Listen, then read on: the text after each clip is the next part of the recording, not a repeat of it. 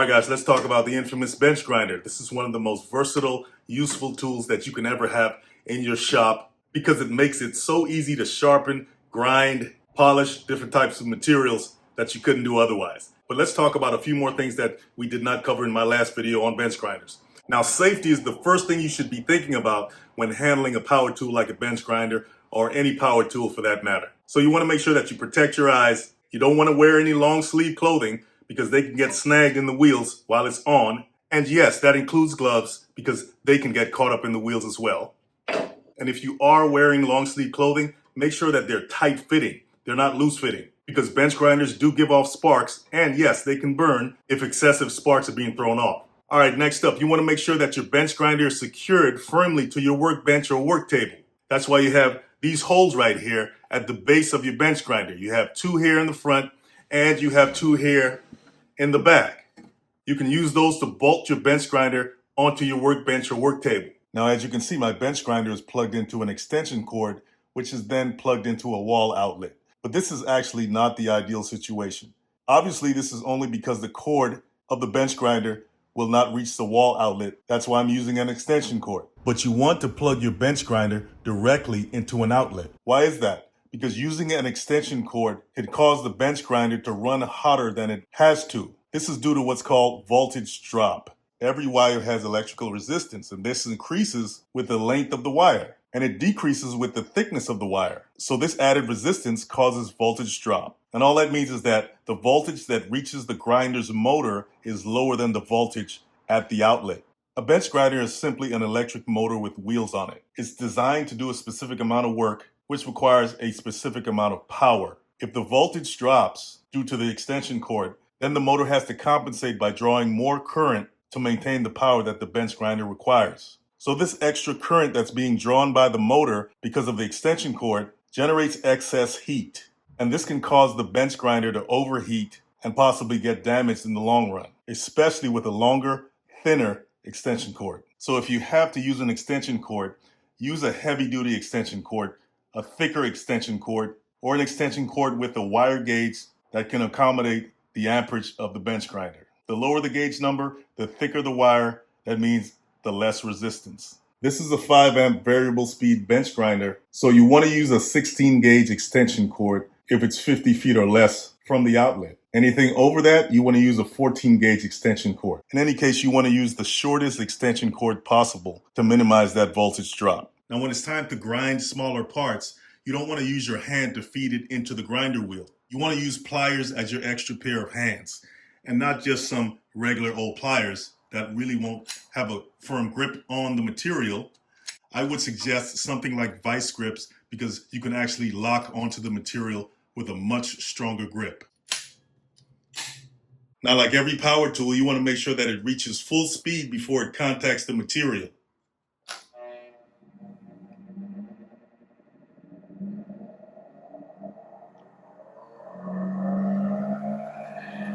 Then you want to maintain the proper angle and move it back and forth across the wheel to make sure that you get an even grind and also to prevent overheating.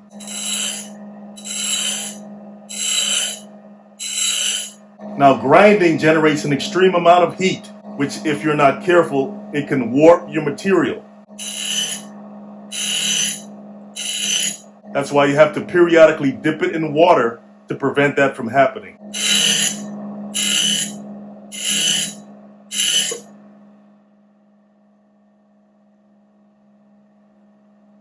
And you also want to make sure that you inspect your edge periodically to make sure that you're getting the desired result.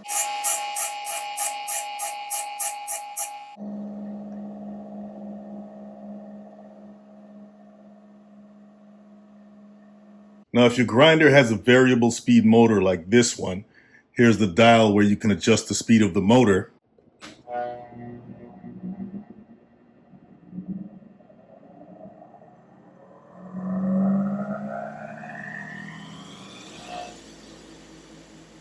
You want to put it on the lowest setting when you're shaping or sharpening a tool.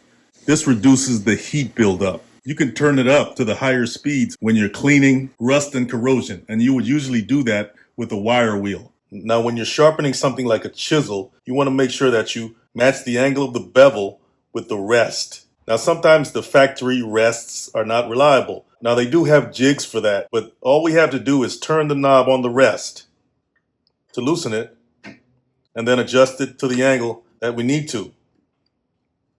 And as we see, the bevel of the tool rests against the wheel and the tool rests squarely on the rest. Now, generally, the bevel of a chisel is 25 degrees, but that can vary. If it's for soft wood, it can be between 20 and 25 degrees. If it's for harder wood, it can be between 30 and 35 degrees. But there's another way you can dial in the angle in degrees of your tool rest if you want to be more precise than just eyeballing it. First thing we want to do, though, is move this eye shield out of the way. If your tool rest is at an angle already, you want to bring it back up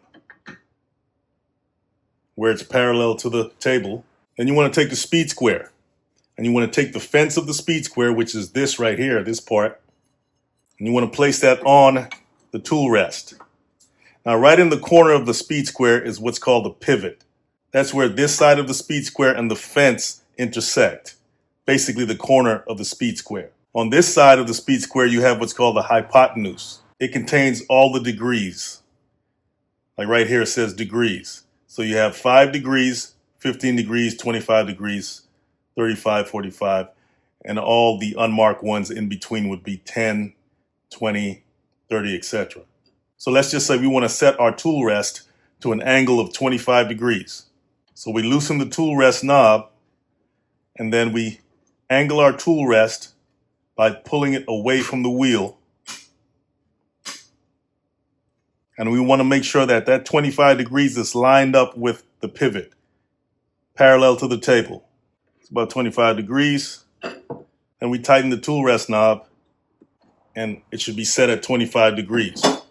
Now, if we place our tool onto the rest, we can see that there's a gap between the wheel and the bevel.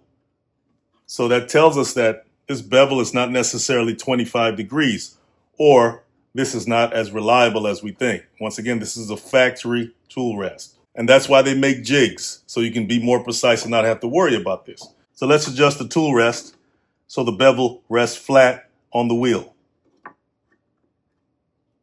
Like that. And it also rests flat on the tool rest. So we see there's no gap there. Let's tighten that. Let's put our speed square back. And we see that 35 degrees is more aligned with the pivot in terms of it being parallel to the table and perpendicular to the wheel. That's assuming that this tool rest is also reliable. Now we can tighten the knob. Now we can start sharpening. All right, guys, another way to tell if you're getting close to having a sharpened instrument is that the sparks will be flowing behind or underneath the tool. Once it starts to get sharp, the sparks will start to flow over the edge this way, and you can see them. So we're going to turn this to our lowest setting.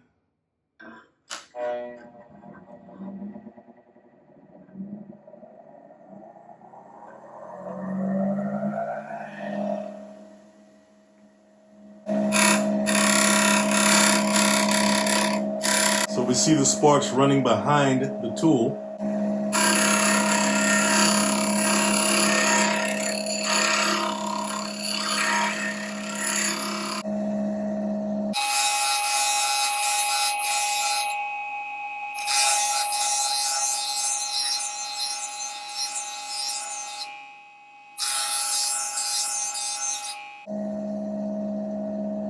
Now you see the sparks running over the top edge of the tool. So at that point, guys, when you see the sparks coming over, you want to stop.